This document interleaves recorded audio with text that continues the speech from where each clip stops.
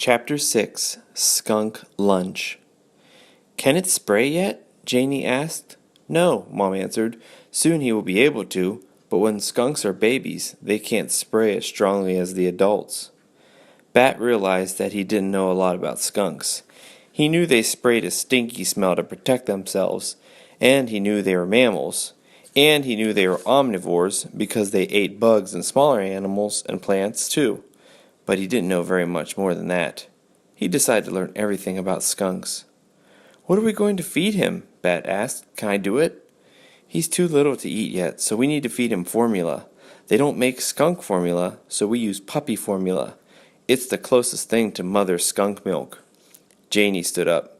"It's a cute skunk, Mom, but I want to go over to Ezra's house, okay?"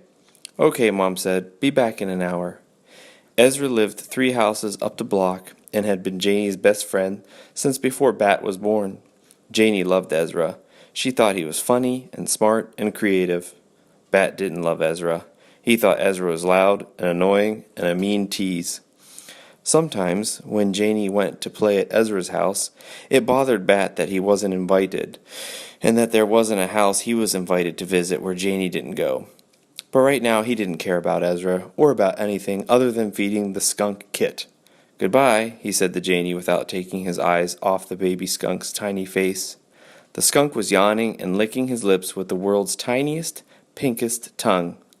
Janey left. Mom said, "Okay, Bat, sit right here and I'll get the formula." She went to her bag and pulled out a can, like a soda can but with a picture of a puppy on it. Mom shook it and cracked it open and dipped a syringe inside, pulling the plunger up. Bat watched it fill with a thick white liquid. "We only give him a few drops at a time," Mom said, carrying the full syringe back over to the table. "Watch me do it first." She took the skunk and arranged him on her lap, one hand over his back and under his front legs to hold him upright, the other hand aiming the syringe full of formula at his mouth. The skunk seemed to know what was about to happen and twitched his little pink nose back and forth eagerly. Mom slowly pushed down on the plunger, and Bat watched a thick white droplet of puppy formula push through the hole at the end of the syringe. The skunk tipped back his chin and opened his mouth, licking eagerly at it. "What a good little baby," Mom crooned, pressing more formula into his mouth. "I want to feed him. Let me feed him. I want to feed him," Bat said. Okay. Mom handed the skunk back to Bat. He tried to hold the skunk the way Mom had, and then took the syringe in his other hand.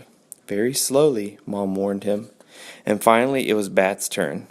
As slowly as he could, he pressed down on the plunger, aiming the syringe tip at the baby skunk's mouth. And it worked! The skunk's little pink tongue lapped at the formula. Droplets gathered at the corners of his mouth, and some ran down his chin onto the towel, but most of it made it into the baby skunk. "I'm doing it," Bat whispered. "I'm feeding him."